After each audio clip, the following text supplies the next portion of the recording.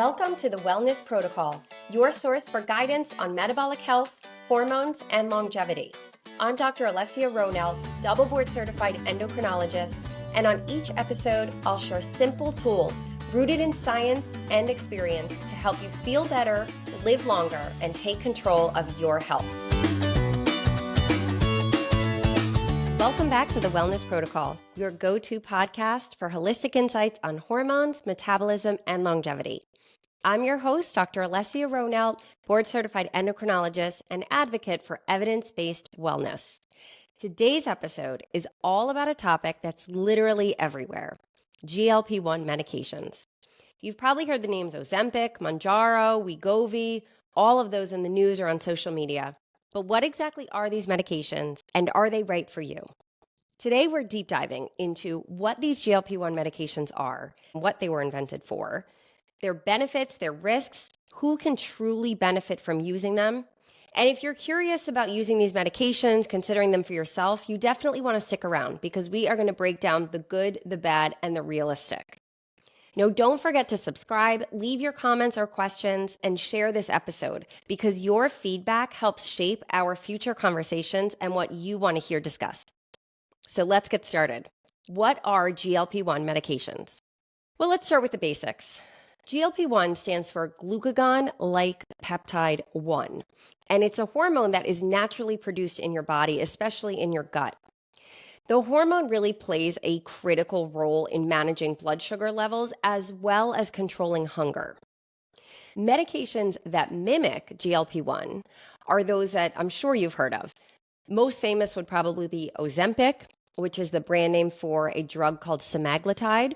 There's also a version of semaglutide available strictly for weight loss. That one is called Wegovy. Mounjaro is another very popular medication used for diabetes. The drug name of that is tirzepatide. That one is also available in a weight loss form called Zepbound. And there are many others. These have actually been around for quite some time. So some of the earlier ones on the market that may have not gotten as much popularity would be medications like Trulicity, Saxenda, Victoza, Byetta, and Bydureon. The medications were initially developed to treat type 2 diabetes because they work in several ways to improve blood sugar. They help enhance insulin release, they also reduce appetite, and they slow digestion. This allows for more consistent blood sugars without very high blood sugar spikes after meals.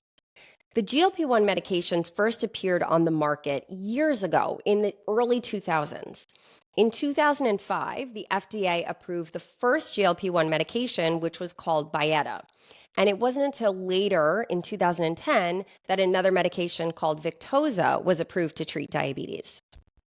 Now, as these medications were coming out and were being used to treat patients with high blood sugar and diabetes, we were discovering things that we didn't quite expect. We were finding that patients would lose a significant amount of weight on these medications. We found that their appetite was suppressed. We found that they were getting full faster, and their overall intake of food was actually decreasing. Now, this happens with a lot of medications, actually. They are developed for one reason, but the longer they're around, the more we realize what they have the potential to do, and medications start to be used for other things. Now, in 2017, Ozempic, or semaglutide, was approved to treat type 2 diabetes. But the game changer, and really what took everything by storm, is in 2021 when semaglutide was approved specifically for weight loss under the brand name Wegovy. This was huge because this was the first time that the company was saying this is safe to use in people who do not have blood sugar issues, in people who do not have type 2 diabetes. You can give these to patients who are obese and they will help them lose weight. They do not have to have underlying blood sugar issues to benefit from this medicine. This started the significant shift towards addressing obesity, not just diabetes. So let's review a little bit more about how these medications actually work. GLP-1 medications do numerous things, and honestly, we're still finding out other mechanisms by which they work and help people feel better. What we do know is that they stimulate insulin release when your blood sugar is elevated. That will significantly help lower high blood sugars. The nice part about this is that if your blood sugar is not high, these medicines don't stimulate insulin release, which means they should not cause blood sugar to go too low. And that's why they are safe to use in people without blood sugar issues. Additionally, these medications suppress a hormone called glucagon. Glucagon is a hormone that actually raises your blood sugar when you're not eating anything. We certainly see the effects of glucagon on blood sugar when patients are waking up in the morning, when they haven't eaten anything all night, they've been fasting all night, and their blood sugar actually starts to rise.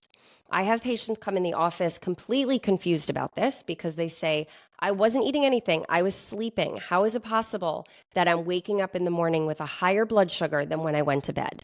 It's because of glucagon. When your body hasn't seen food or sugar in the bloodstream, glucagon causes your blood sugar to start rising when you're not eating anything. So these medications help to suppress glucagon secretion. Another way in which they work is that they slow gastric emptying time. What that means is normally when you eat something, it takes a certain amount of time for your stomach to process it, to digest it, to break it down, and for it to be released into your intestines. These GLP-1 medications slow down that process. That means that you feel fuller longer. It means you seem to have less of a blood sugar spike after a meal because things are processing more slowly. They also help to impact your brain directly. So they enhance the feelings of satiety, meaning you feel full, you don't feel like you need to eat anything. And they seem to also really reduce cravings. This is actually even seen in patients who have certain addictions, like smoking addictions or alcohol addictions. They're finding that these GLP-1 medications help so much with those craving centers in the brain, those addiction centers in the brain, that they're now being studied to help people reduce alcohol intake and reduce smoking. So when you are targeting appetite and blood sugar through multiple angles, through how long it's taking the stomach to empty, through how much insulin is secreted, through how much glucagon is secreted, through certain hormone receptors in the brain. You can see that there are many ways in which these medications not just help blood sugar, but can also help people lose weight. Many times I have patients come in saying to me, I don't eat that much, so I don't know how a medication that's going to suppress my appetite is going to help me lose weight. Or they say that, well, I've heard the only reason you lose weight is because you're so nauseous you can't eat anything. And those statements are not true because these medications really do work on many different areas of the body to aid in the weight loss process. And their ability to help people lose weight is really incredible. Now, everybody's body is different. So I have seen that not everybody responds in the same way. And some people lose quite a significant amount of weight very quickly. And some people lose nothing. And some people lose a good amount of weight, but very slowly. And it really does depend on the individual.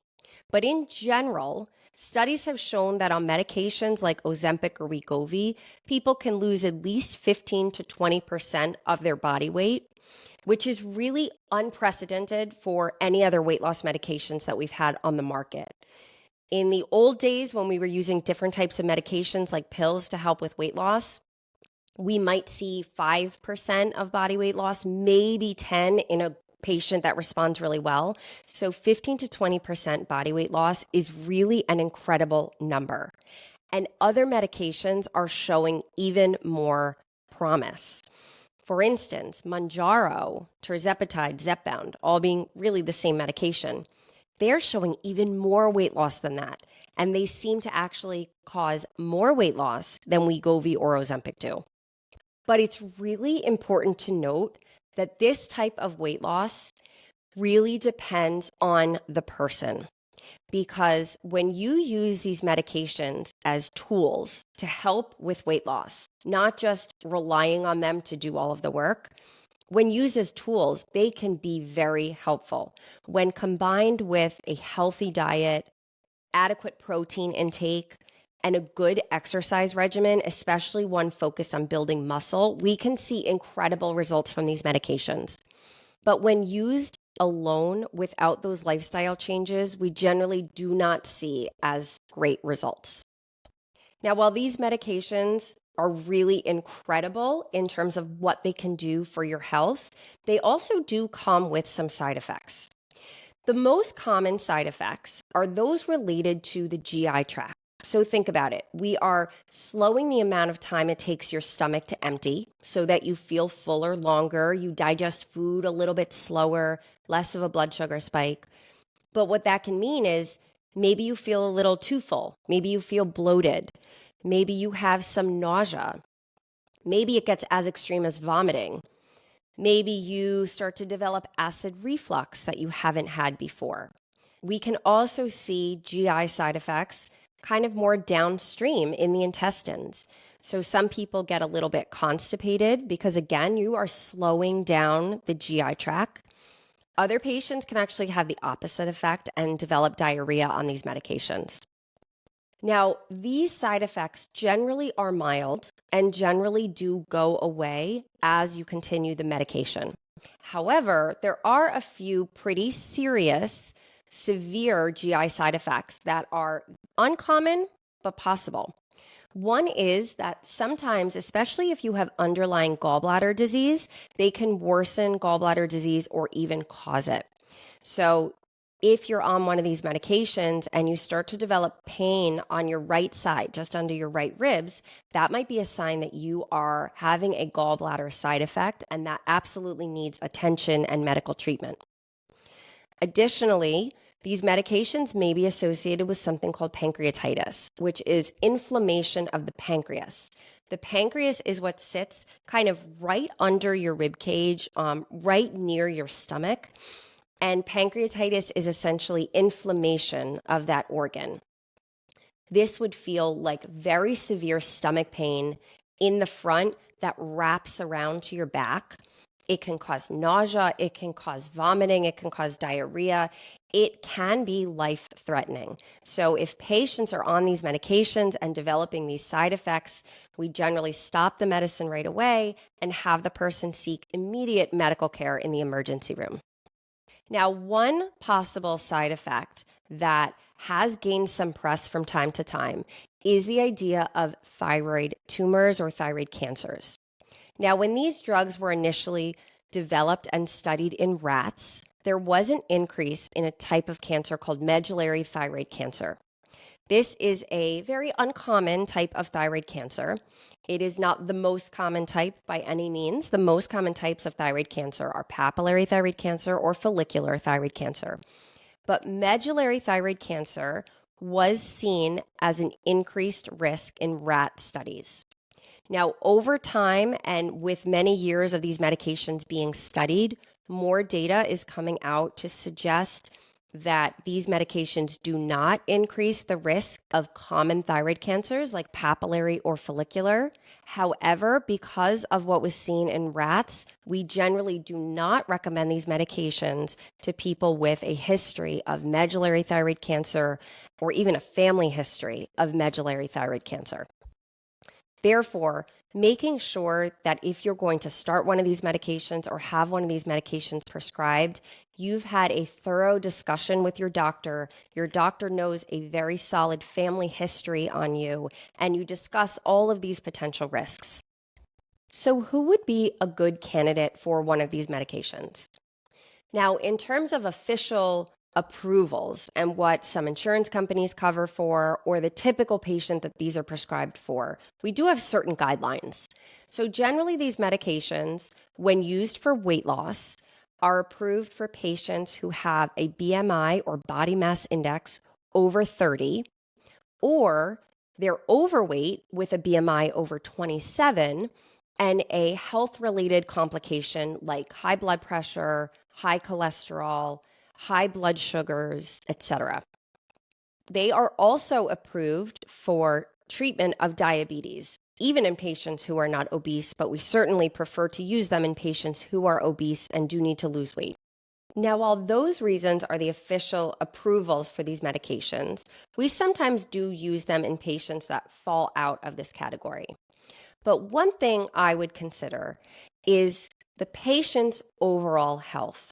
So these medications are showing to have benefits beyond just weight loss. These GLP-1 medications can significantly reduce the risk of developing type 2 diabetes by actually over 90%. Now, that is an incredibly big number. If you think about how many people are possibly going to develop type 2 diabetes in the future, if you think about how many people have a strong family history of it, if you think about how many people are already struggling with pre-diabetes and blood sugar problems, this is an incredible result that you could potentially prevent the development of type 2 diabetes just by using one of these medications. They also have been shown to reduce the risk of heart attacks and stroke. So they offer exceptional cardiovascular protection as well.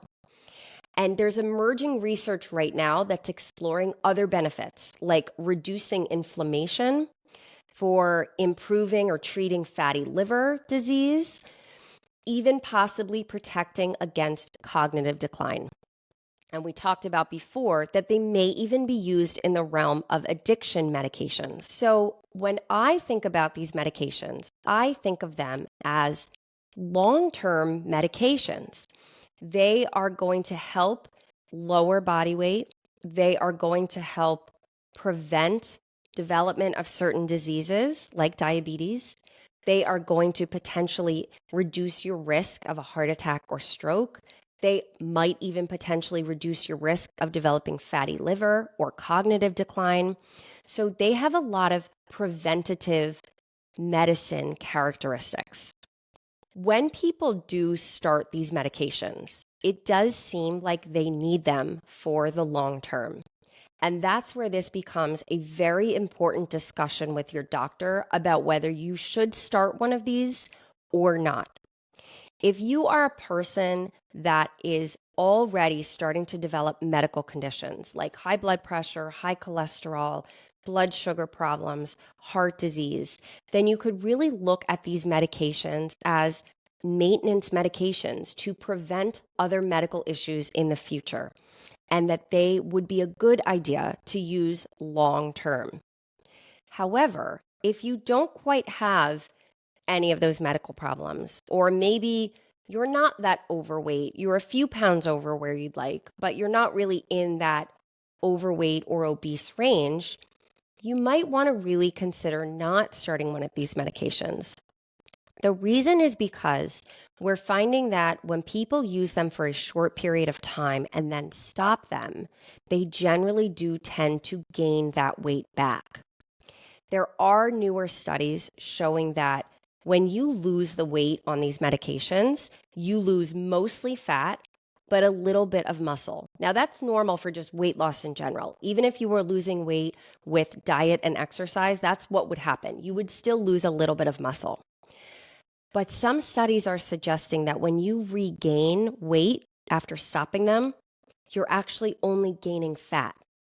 So if you think about it that way, you might be worse off metabolically by using this medicine for a short period and stopping it, as opposed to maybe implementing this as one of your tools for staying healthy long term, especially if you are at risk for metabolic diseases. But of course, none of us know what the long-term effects of these medications are. So they were just really discovered and came to market in the early 2000s. Yes, it's been a few decades, but we don't know what these medications do 50 years from using them. So we don't have that type of long-term data. But as physicians, a lot of us look at it as maybe we don't know in 30, 40, 50 years what this medication will do, but we do know in 30, 40, 50 years what untreated obesity will do. We know the higher risk of multiple types of cancers with being obese. We know that these medications, and by helping with weight loss, can reduce the risk of those obesity-related cancers. We know that these medications can possibly reduce the risk of heart disease, stroke, fatty liver, maybe even dementia. And so leaving those conditions untreated, we know where this is going. Therefore, a lot of us feel that while we don't have that long-term data, it is better to get your health controlled early on rather than letting all of those medical conditions develop. But this is certainly a very personal decision and a decision that should be a thorough conversation between you and your doctor about what is right for you. My ultimate opinion on these medications is for the right patient, they can be an exceptional tool to improving health. When used with a healthy diet, high protein, adequate hydration, and a regular exercise regimen, these tools can be incredibly effective for people that are struggling with metabolic disease. And they can be incredibly helpful at preventing medical problems that we know cause significant issues long-term and even early death. But they are not the right decision for everyone. So the key here is really personalized care and a conversation between you and your doctor to understand what your goals are and your unique health journey. Thank you for joining me today into this deep dive on GLP-1 medications on the Wellness Protocol. If you found this episode helpful, please subscribe or leave a review or drop your comments or questions. Your engagement and feedback really helps the podcast and helps our community grow and thrive. Don't forget to share this episode with someone you care about who might benefit from it. Until next time, stay informed, stay empowered, and keep prioritizing your wellness journey. Take care.